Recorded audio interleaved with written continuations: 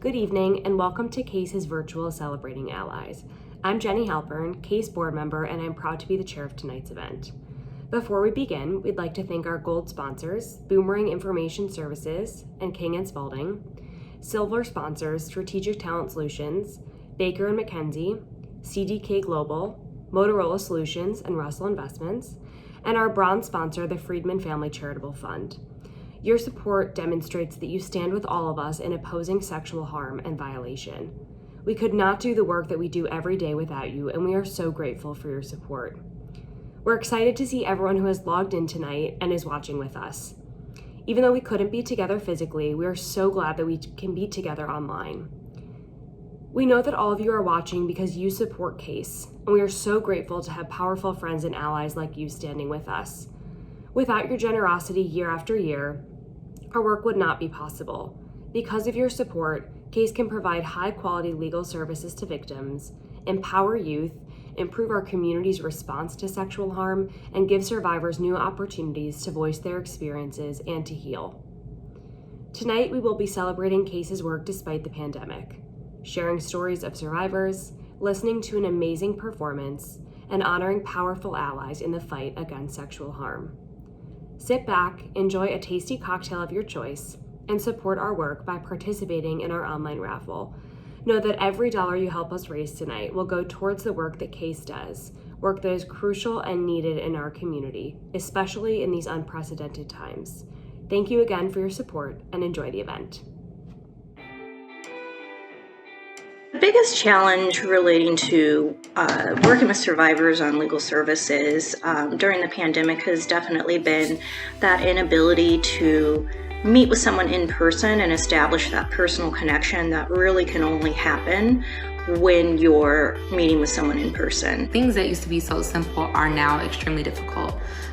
So things as simple as sometimes exchanging documents or setting up appointments to meet a client in person now require extreme coordination. So setting up Zoom links, making sure everyone has access to the internet, or really figuring out what kind of access to technology the client has are things that we didn't necessarily consider in the same way prior to pandemic. Anytime I'm able to help a client navigate the extremely confusing and often very difficult school sexual misconduct process, it's really special and significant for me. One of my favorite stories about visiting a client now during the pandemic, and really it applies to most of my clients, is hearing how they sound when we tell them that we can accept their case for a full representation over the phone. So usually they're really happy and they sound very joyous, and it's just something, it's a moment that I love to share with them because you can tell that it takes a lot of pressure off of them to figure things out on their own. Since the pandemic, I think the biggest way that survivors have been affected is the enormous backlog of cases. Cases weren't being tried for a very long time.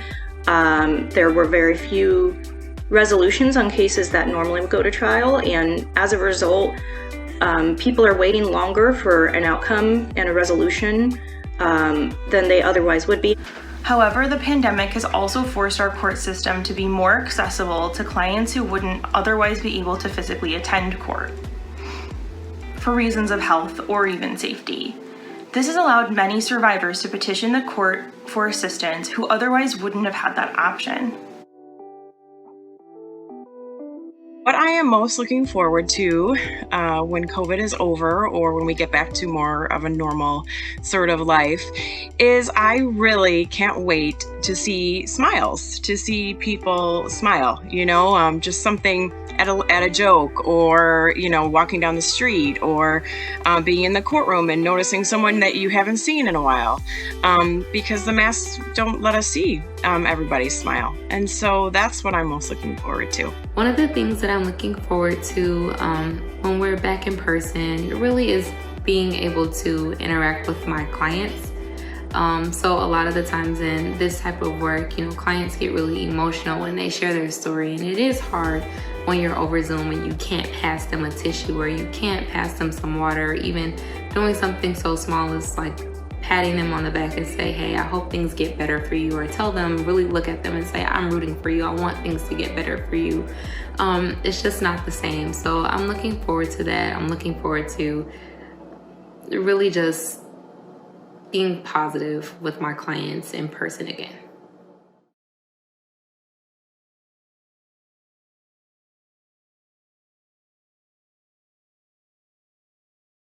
Hello, my name is Paula Meyer-Bessler, and I'm a managing attorney here in the legal department at the Chicago Alliance Against Sexual Exploitation. It is my absolute honor this evening to present the Pro Bono Superstar Firm Award to the law firm of Jenner & Block. Jenner & Block is not only known for its complex litigation, transactional work, but also its excellence and commitment to pro bono representation. Case has had the privilege of working with the pro bono attorneys at Jenner & Block for many years, but we especially want to recognize the work of a team of lawyers who handled the case pro bono this past year.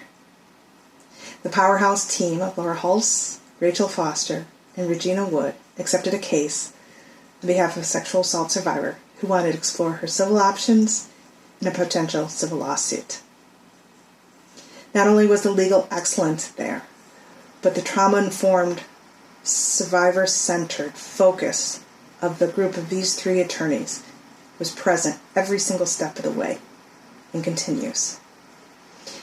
In addition to the day-to-day work that it takes to pursue and explain and represent in these cases, these attorneys have explored expert testimony unique to sexual survivors that needs to be explained to the trier of fact, to the jury, including the flight or freeze response of a sexual assault survivor, as well as expert testimony on damages for the long-lasting repercussions throughout one's life when they are a survivor. These are just a couple of examples of the excellence of the pro bono team at Jenner & Block, and that is why this year we are so happy to name them as our pro bono superstar firm.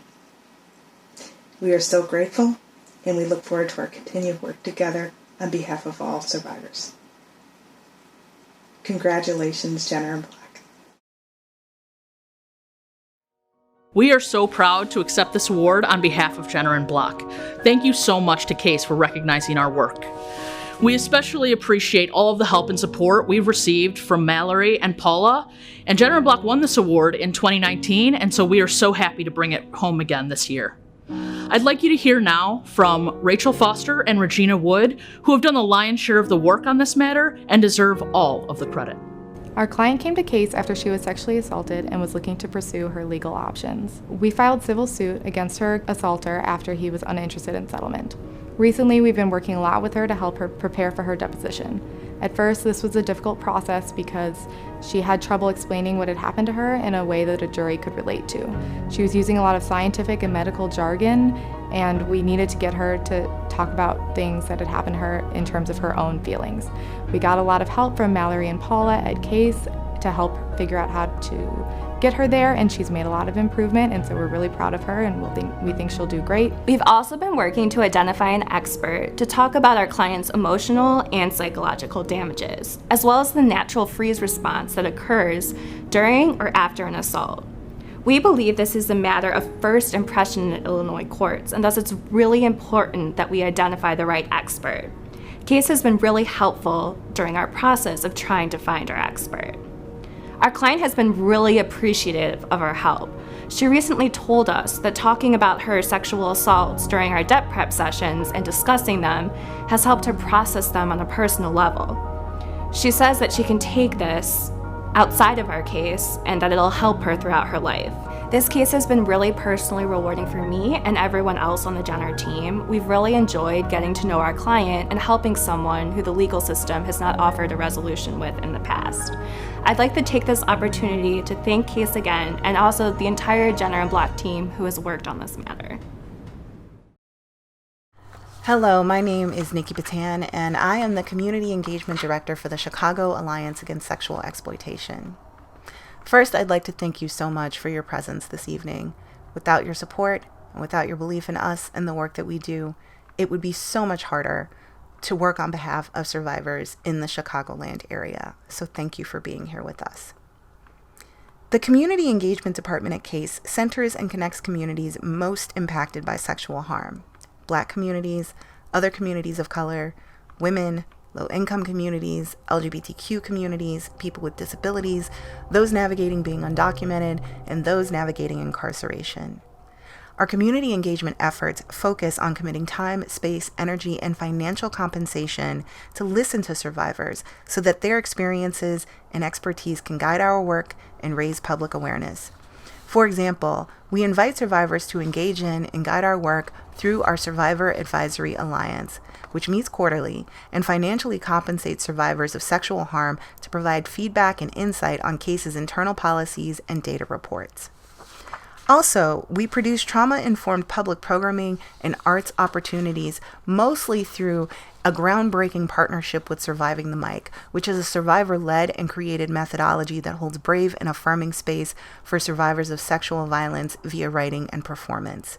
Our monthly programming includes Virtually Together, which is an online gathering space for survivors and those who support them to work on writing twice a month on Thursdays.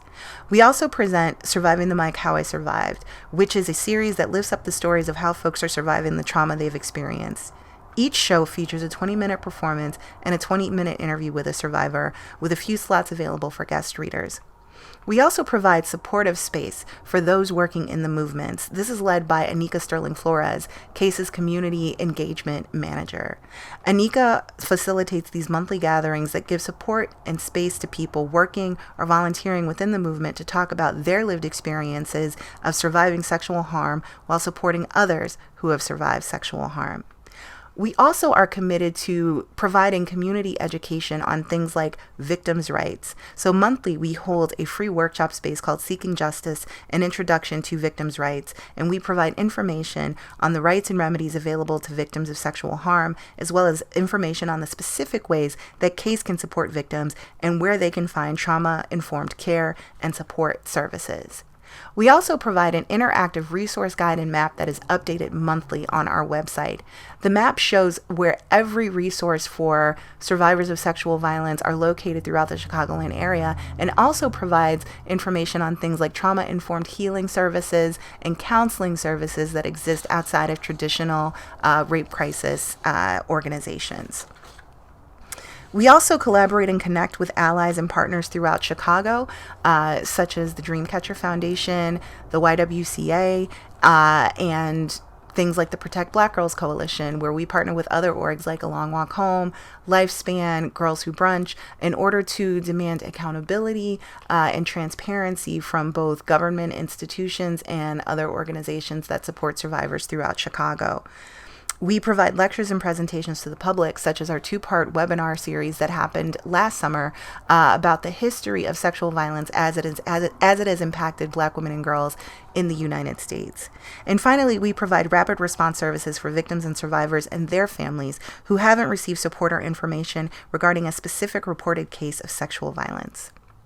Our community engagement work aims to provide a platform for healing and creates a roadmap for change, and attempts to close the spaces between what the law says and what the law does, what is written on paper, and how people's experiences are actually affected by the law. Our community engagement work is led by myself, as well as by Anika Sterling Flores. We are both Black survivors of sexual violence who are parents, and we're also people who have each worked on behalf of survivors of sexual violence for the past 2 decades.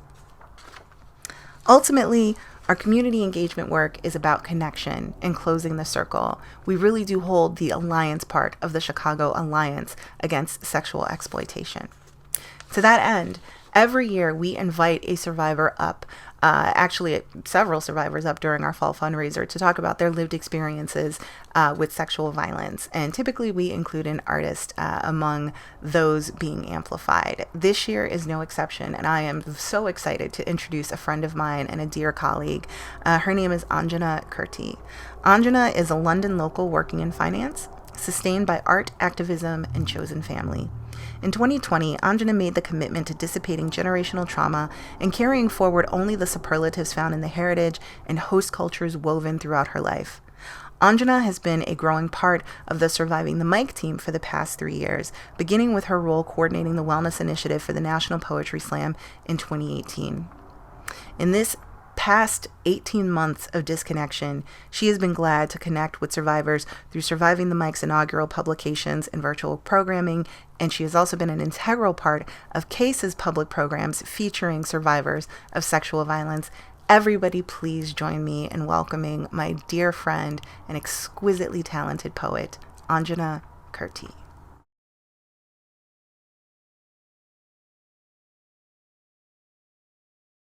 I'm really proud to be here as a member of Surviving the Mic, supporting the fall fundraiser for CASE. Thank you so much to Nikki and the rest of the Surviving the Mic team that kept virtual programming going through the pandemic, through the lockdown, and is still keeping virtual programming going.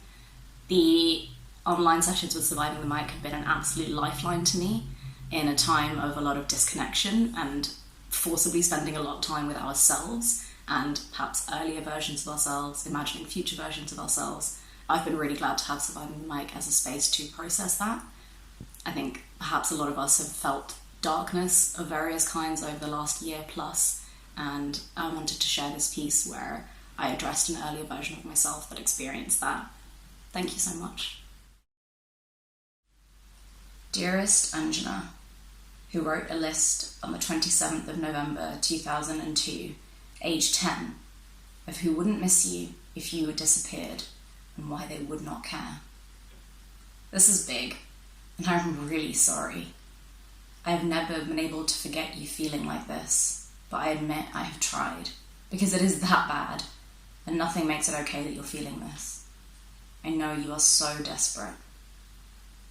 You are right not to tell anyone, to be honest. You've correctly identified the people who would probably emptily reassure at best and gaslight at worst, and none of it would have helped. I know you are afraid to wait and see what happens, and that's fair, but I'm not afraid for you. But this is about you. Precious one, I know you are pressured and lonely. It is the sludge of your childhood, but still, you don't need my advice. We both know how certain your survival is. You are running to all the right places right now, and I'm not worried about the choices you are making. In fact, though I know you well, you astound me. Honey, sometimes we still feel like the world backfires or even open fires on us. I'm learning to take care of us when that happens, and I almost know how to keep you safe. Forgive me my delay, my darling, but I always have space for you with me. Dear Anjana of 27th November 2003, you are 11. Thank you for writing to me again. I know you like your first term at secondary school, but it has been hard work to keep up, which is good for you, and woefully harder work to make friends, which you deserve better than, and it is not your fault. Later you will call this classism. I know you still feel dark. Too many, too big feelings for suddenly small me. It is overwhelming. I know this happens a lot for you right now, and honestly it's been happening a lot for me too lately. But I promise you it isn't always like this. There are swathes of life between you and me where you'll honestly fall out of the habit of this heaviness. I know you don't have a way out right now, and I can tell that you can't quite imagine what freedom looks like, but I know you're desperately wishing accidental death into being. Soon you're going to find out what happens after school, and then you're going to start imagining all the things which happen after school. Until then, keep imagining freedom in all the you things that you do. The ideas you have now are the blueprints for the freedom you have earned us. I am stunned again by the seeds you sowed for us. Just this year, you will join the choir, make things at the Big Bang Science Club on Friday lunchtimes, and find a way to craftily throw together a themed cake for the Music, Art and Drama project at the end of year. It's unassessed, and you get involved for fun. These are all things you've never had the chance to do before, and I can see them all in our life today. Do them all. This place will be your safety for a while, and it will become its own freedom as you realize this place is a portal. I know you feel full of feelings. I have to tell you one important secret about this because you deserve to know. You have only felt the sharp, sour end of this too muchness. But there is an upside I beg you to keep believing in. In the too muchness we feel is the scale of our power to create, to bring into being, to love and do all things, anti-physics. Sometimes you feel inexplicably radiant, sometimes when no one is there and nothing is happening. Usually there is music, and your heart is so strong and open and feels the size of your whole self. You will feel connected to your true nature and know yourself to be bright and light. This will happen in union with others too. You will gladly shed tears at the losses and achievements of those you care for. Such resolve will your care have. Loving will make you feel full and will release new ideas which you will bring into action because you love people like a gardener.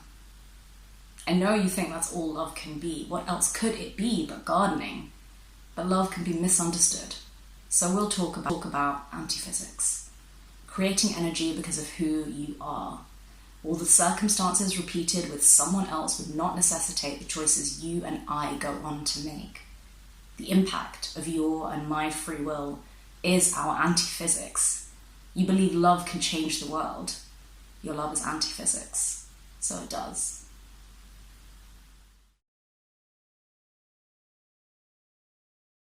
Hello, my name is Jenny Dawson. I use she and her pronouns. I am the Human Resources and Operations Director here at the Chicago Alliance Against Sexual Exploitation. I'm so excited tonight to be telling you a little bit more about our raffle for the year. We have some incredible raffle prizes that are available for you to bid on. We have a book lovers bundle, which is some of our favorite books by staff members at CASE. We also have included in this bundle Tarana Burke's memoir, which just came out, and a gift card to Women and Children First, so you can go pick out a book of your choice. We also have a donation of some wine from municipal winemakers. They're out in California, some really beautiful wine for wine lovers out there. We have a gift certificate to register for any class of your choosing at Lil Street Art Center. So you can choose something you'd like to learn a little bit more about, maybe pottery or jewelry making, something like that, which also comes with these beautiful earrings from Shop Common Violet, which is a local maker here in Chicago. We have, of course, the very famous and popular Zingerman's Deli has donated a basket of deli goods for raffle as well tonight, and many, many other things. So truly something for everyone. I hope that you find something that you're interested in buying some raffle tickets for. Our raffle is virtual this year, just like our event, so it's really easy to do from anywhere. You can do it from internet browser, from your smartphone, tablet, anywhere that you can get access to the internet. It's going to be really simple. You just need to go to events.handbid.com. We'll be sharing that link out throughout the event as well. And you go there and search for our event, which is, of course, the 2021 Celebrating Allies event. You will see then a link to register, fill out a little bit of information, and then you're ready to browse the raffle items that we have available this evening and purchase tickets from there. You can also use your smartphone if you prefer. There's an app, the Handbid app, as well, available in the App Store.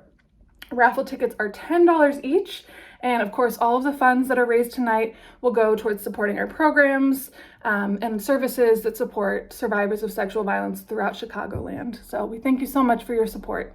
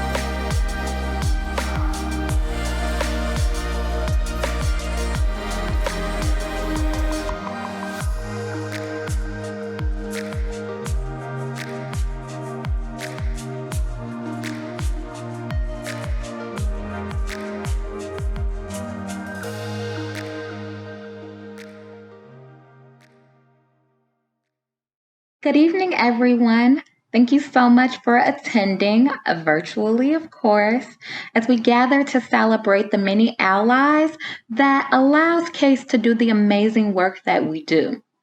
My name is Mallory, and I am the legal director here. I always joke that I have the best lawyer job that exists. I mean, not only because I work at CASE, but because I get to engage in direct client services as well as policy work. And that is an area that most legal aid or legal services agencies don't allow for.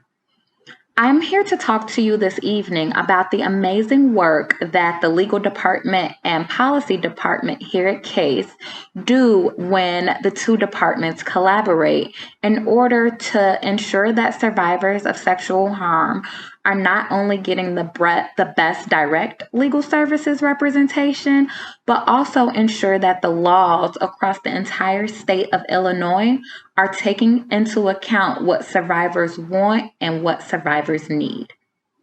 So there was a case recently where we represented a survivor that had attended counseling at a rape crisis center. This is something that many survivors do, as that counseling is free and pretty easy to access. In this particular case, the survivor was involved in a criminal matter, and the defense attorney requested their confidential rape crisis center records. The law at the time stated a survivor that received counseling from a rape crisis center was able to keep those records confidential. They were absolutely privileged. Because of this, we were ultimately successful in that matter, and we were able to maintain the confidentiality of those records. However, an issue and weakness in that law was highlighted by that specific matter. Had it been a different judge, a different set of facts, and a different defense attorney, the outcome could have been different. This is quite a scary prospect when considering the gravity of having someone's confidential rape crisis center records exposed. And this is where policy and legal were able to create something amazing for survivors. I looped policy into this issue, and that department was able to collaborate with allies throughout the state of Illinois to create a legislative fix that was signed into law this year. House Bill 3265 maintains that survivors that attend counseling at rape crisis centers that are designated by the Illinois Coalition Against Sexual Assault are able to maintain that confidentiality and privacy of their records. Although representing survivors directly allows us to have a great impact and to transform lives, we are able to have a broader and further reach by working with our policy department, as we are able to reach survivors across the entire state of Illinois. And honestly, it's because of you, because of our allies, because of our supporters, because of our donors, because of our pro bono network that we are able to continue doing this great work. Thank you all for being here tonight. Thank you all for your commitment to maintaining the amazing work that we do here at CASE.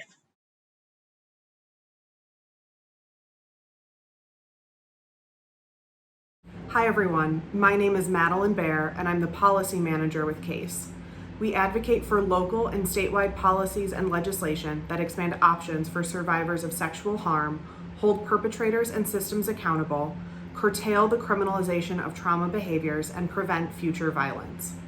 CASE has been at the forefront of several legislative achievements this year in Springfield. We were involved in the fight to improve victims' rights under the law, expand options like restorative justice for survivors, and end the use of cash bail, which finally replaces the practice of using wealth to determine who has their freedom before trial, with a system based on assessing risk instead. Working alongside our advocacy partners like other anti-violence organizations and our honorees tonight, we also led the legislative campaign to finally pass the Ensuring Success in School law. This law provides a roadmap for public K-12 schools in Illinois to become trauma-informed and survivor-centered for students who are survivors of sexual harm, domestic violence, gender-based harassment, and/or are pregnant or parenting. We know that schools are already dealing with these populations. According to the CDC, 1 in 4 girls and 1 in 7 boys experience interpersonal violence before they turn 18. And girls who experience violence before age 16 are 24% more likely to drop out of school in comparison to their peers who did not experience such violence. But this law ensures that these student survivors can get the support and accommodations they need to stay in school, succeed, and graduate despite these hardships and trauma. This effort could not have happened without our honorees tonight. Representative Anna Moeller and State Senator Kimberly A. Lightford have been incredible chief sponsors of this bill, both prior to and during this pandemic, when legislative session and lobbying often became chaotic and unusual in the new normal of virtual committee hearings and virtual lobbying and virtual voting. These sponsors have been heavily involved in our negotiation meetings with other stakeholders, rounding up more co-sponsors and yes votes, working with leadership to make sure that the bill got called for a vote, among other work. And because of their efforts, nearly 20 years after this bill was first introduced in 2003, the Ensuring Success in School law was finally passed by the Illinois General Assembly in May and was signed into law by Governor Pritzker in August. Because of Representative Moeller and Senator Lightford's leadership, this law is now the first of its kind in the nation to comprehensively address the needs of K-12 students who are pregnant, parenting, or are survivors of gender-based violence. We are so grateful for their leadership and their hard work, and we are thrilled to have your support tonight so we can continue our work supporting survivors. And without further ado, I'd like to introduce tonight's honorees, State Representative Anna Moeller and State Senator Kimberly A. Lightford.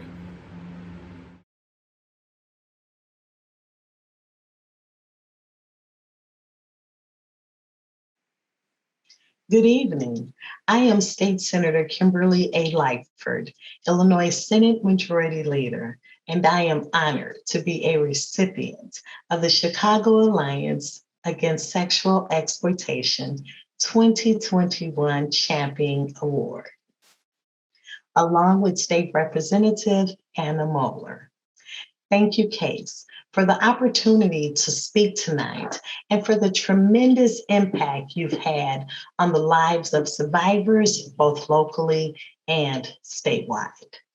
There were many terrific bills introduced this legislative session that sought to address the pressing issue of sexual abuse in schools, but those bills were primarily addressing the misconduct and behavior of adults in school.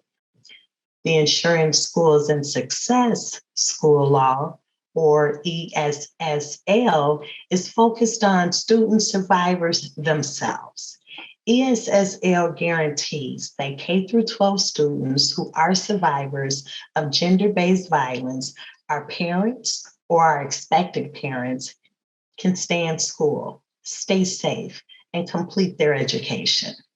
This law is an important part of the foundation we need to build to make schools safe, trauma-informed places for our kids, and to ensure that school administrators are prepared to respond to these issues and support our kids, regardless of where the violence takes place and who the perpetrator is. We don't know what happens when our students leave school and must return home. They could live in an at-risk home, a disadvantaged community, or be subject to violence on a daily basis. This is the main reason why the Illinois Legislative Black Caucus Education and Workforce Development Pillar created the Whole Child Task Force, which will help assist ESSL by guaranteeing that schools are equitable, inclusive, safe, and supportive for all students.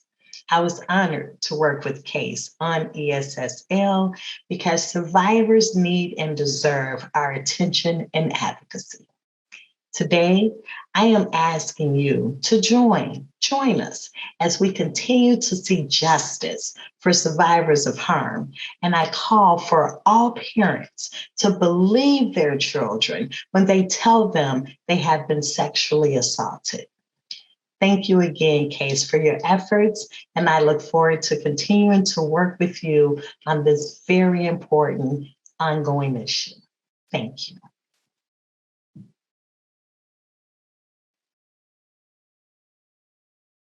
Thank you again, Leader Lightford and Representative Mueller, for your outstanding leadership and dedication to championing survivors.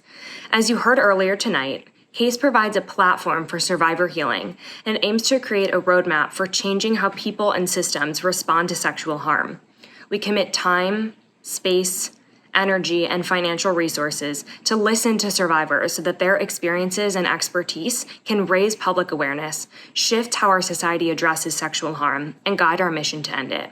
I am so excited and honored to introduce our survivor speaker for tonight, Erin Marin. Erin is an internationally recognized author, speaker, child abuse advocate, and activist. During her childhood, she was sexually abused and kept her secret locked away in her childhood diary. Before graduating high school, Erin published her diary into a book called Stolen Innocence. In 2013, she had Erin's Law passed in Illinois, a law that requires personal body safety be taught in public schools every year. She has made it her mission to have it passed in all 50 states. Today, 37 states have now passed Erin's Law. Please join me in welcoming Erin Marin.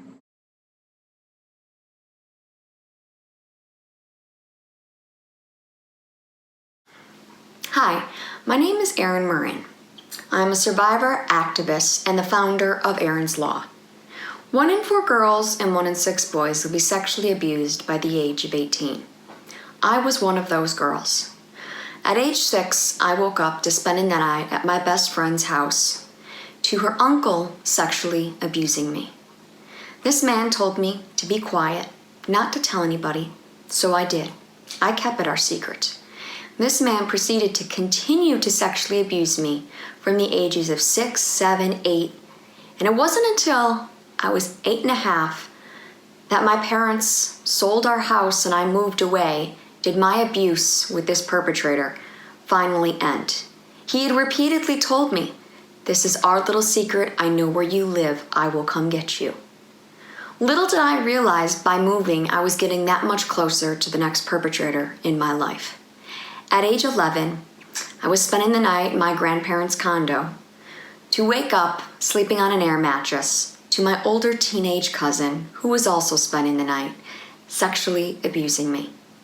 This was somebody I looked up to, loved, trusted, to suddenly finding myself being violated, shocked, confused, and I went home that night and opened up my little pink childhood diary and wrote the words, "Something that happened last night, but I don't know who to tell."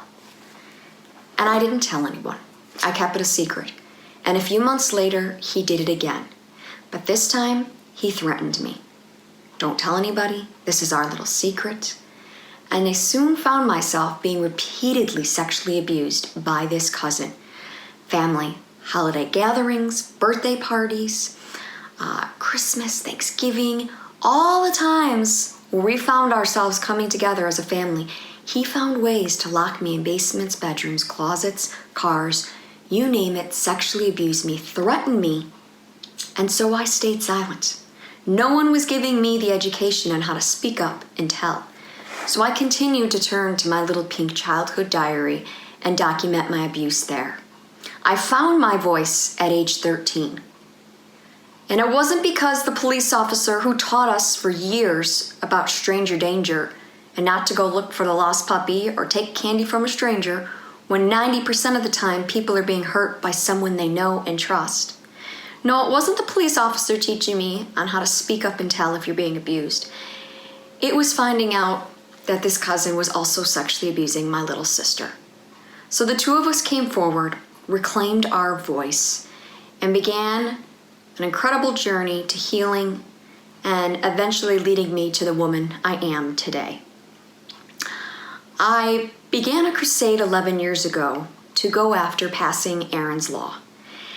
Erin's Law requires public schools to teach kids personal body safety, kindergarten to 12th grade, every year. Teaching kids safe and unsafe touch, safe and unsafe secrets, how to speak up and tell if you're being sexually abused, that you will be believed, this isn't your fault. Because the only education I got as a kid was, stay silent, no one will believe you, you have no proof, I'll come get you. I don't want kids to keep secrets for years in a diary because they don't feel they'll be believed. I want kids to know how to speak up and tell, and to use your voice. And I now want survivors, adults like myself, to realize you deserve justice. And a year ago, I decided to seek the justice I never got as a child against one of my perpetrators. I didn't know where to begin, so I turned to the internet, and that is where, from another woman across the country, I learned about CASE. She told me to reach out to them. There's a great system of people there that can support you through this legal process of pursuing justice. And I am so grateful that I have, because for the last 8 months, they've provided an incredible amount of support that for many survivors, they wouldn't even travel down this path if they didn't have a place like CASE to go to. And what's the most incredible thing about CASE is not only do you have someone, a group of amazing people, lawyers that come alongside you and help you pursue justice, but the really remarkable thing that people need to understand is they don't charge. It is a nonprofit agency, and all their services come at no cost, which is why they need the support of people like yourselves to help keep these agencies like CASE and others around the country funded, because like myself, I would not be able to get the services that I have had it not been through finding CASE and realizing that I have this amazing support out there that I can use that has come alongside me to help me understand the whole legal process as I travel down this incredible system and learning the ins and the outs of how the justice system works. So I'm hoping those that listen to this realize the amazing work that CASE does and come alongside and continue to support it.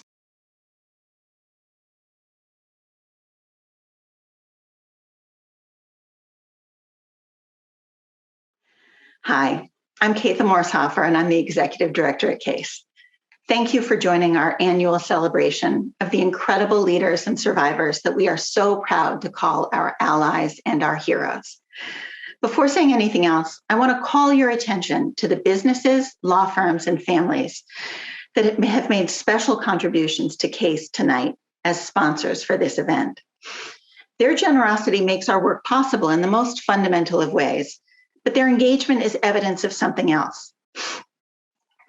Our community is full of people and institutions whose expertise is centered on things other than sexual harm, but whose passions and concerns are united with ours. We know that not everyone gets to spend every day working to prevent or address sexual harm, but these amazing entities are with us. They are with you in wanting an end to all rape, all sex harassment, all sex trafficking. So if you have a glass, please raise it in honor of our gold sponsors, Boomerang Information Services and King & Spalding. Our silver sponsors, Baker & McKenzie, CDK Global, Motorola Solutions, Russell Investments, and Strategic Talent Solutions. And our bronze sponsor, the Friedman Family Charitable Fund. I am so delighted to be able to say thanks again to Representative Muller and Senator Lightford for your untiring leadership and wisdom. Because of your work in Springfield, every school in Illinois will become a safer and more welcoming place for students navigating life in the aftermath of sexual harm. Thank you, Erin, for your incredible work making our nation better prioritize prevention education related to sexual harm. Thank you to our clients, to the donors who fund us, the staff I get to work with every day, the civic leaders we partner with, and a very special thanks to those of you who lead CASE from our board of directors.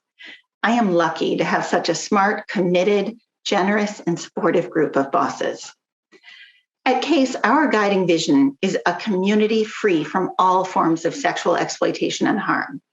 We see and reveal to others that while it is mostly men who cause sexual harm, most men never use force or money to achieve sex, which is a fact that doesn't just fuel optimism, but is a useful lesson to impart to the youth we educate, who deserve as much as we do to live in a world in which sexual violence is not regarded as an inevitable consequence of maleness or masculinity. But while our expertise is rooted firmly in sex, we are not just concerned with the relationship of gender to violence. Because we have been standing with survivors since 2006, we have always known that ending sexual harm requires addressing multiple and overlapping forms of bigotry and discrimination. It is not just those who are not men who are hurt through sex.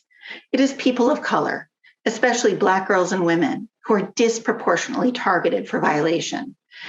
It is members of the LGBTQIA community. It is immigrants and undocumented people.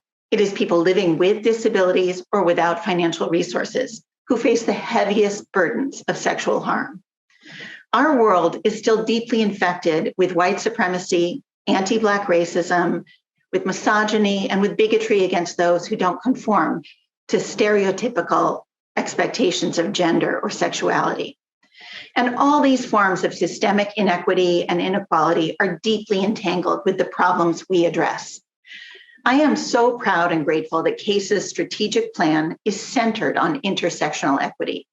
Because of it, all we do is firmly rooted in our expertise addressing sexual harm, while we work simultaneously to expose and oppose racial injustice, misogyny, transphobia, xenophobia, ableism, and cruelty to those living in poverty.